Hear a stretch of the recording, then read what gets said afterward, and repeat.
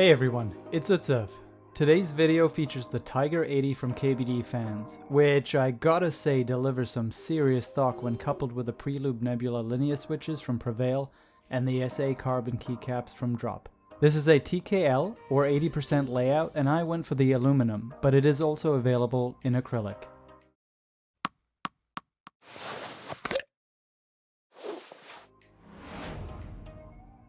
Though you can of course buy the Tiger 80 directly from KBDfans, buying it stateside from Divinity meant free shipping, always a plus these days. I'm not sponsored by or affiliated with them, I've simply had a good experience every time I've ordered something from them. So yeah, check them out, I've left a link down in the description. The Tiger 80 comes in this nicely textured black and grey case that sports a grippy handle and KBDfans branded zipper pulls. Within the case, you'll find just about everything you need to build this board. Immediately on top of the plastic wrap case is a braided USB-C to USB-A cable. Inside the top cover, you'll find the remaining bits and bobs.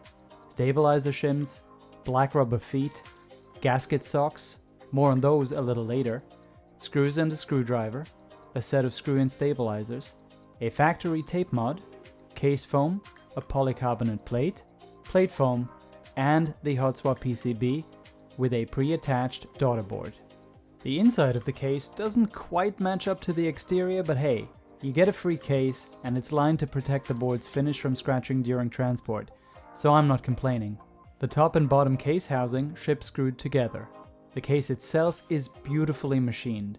My copy was free of any imperfections, and the circular tiger emblem on the back is particularly striking. On the sides, you'll find this really nice curvature that makes it easy to lift up the board from your desk using your index fingers, just enough to be able to slip your other fingers underneath for support. I found some of the screws holding the top and bottom case housings together to be too tight for my wow stick, and I needed to resort to the manual screwdriver supplied in the box to at least loosen those screws before removing them fully with a wow stick. Once separated, I implemented the force break mod to eliminate any case ping. This proved quite effective with my Keychron Q1 and Q8 builds. I'll leave links in the description in case you want to check those out. For the stabilizers, I chose to install a set of 1.2mm clip-ins from TX I had available, since these are compatible with the PCB straight out of the box and don't require the use of stabilizer shims nor clipping the pre-supplied screw-in stabs. Because the Tiger 80 uses a 7U spacebar and my TX kit came with a 6.25U wire, I grabbed the 7U wire from the Stabies kit I had lying around and used it in conjunction with the TX stab housings. As usual, I used Krytox 205 grade 0 lubricant for the stabilizer housings and stems, as well as Permatex dielectric grease for the wires. Note that if you choose to use the supplied PE foam, you'll want to lay that on top of your PCB before installing the 2U stabs. If you use TX stabs like I did, don't forget to install the little plugs that secure the clips firmly in place.